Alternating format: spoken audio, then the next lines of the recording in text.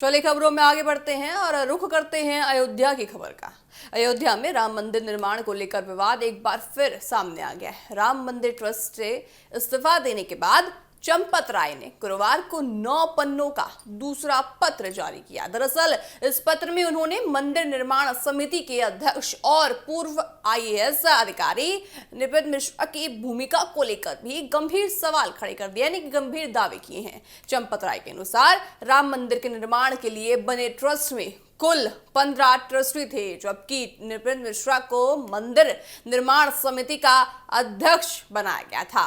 उन्होंने दावा किया कि निपिन मिश्रा के सुझाव पर ही आईटी को मंदिर निर्माण की जिम्मेदारी दी गई थी। इसके अलावा मंदिर के भवन जो होते हैं उनमें डिजाइन और निर्माण से जुड़े काम के लिए नोएडा की एक डिजाइन फर्म का चयन भी किया गया।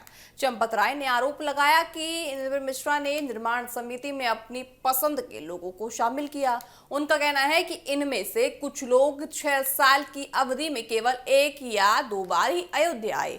उन्होंने ये भी बताया कि एनबीसीसी चेयरमैन अनूप मित्तल लगातार निपिन मिश्रा के साथ निर्माण समिति की बैठकों में शामिल होते थे। चंपत राय ने अपने पत्र में यह भी दावा किया है कि निपिन मिश्रा ने उनकी कई सलाहों को स्वीकार नहीं किया और अपनी पसंद के लोगों के साथ काम करना पसंद किया। हालांकि ये सभी बातें चंपत राय की ओर से लाए गए आरोप और दावे हैं, जिन पर संबंधित पक्ष का जवाब इस खबर के सामने आने के बाद संभावना है कि अब आएगा।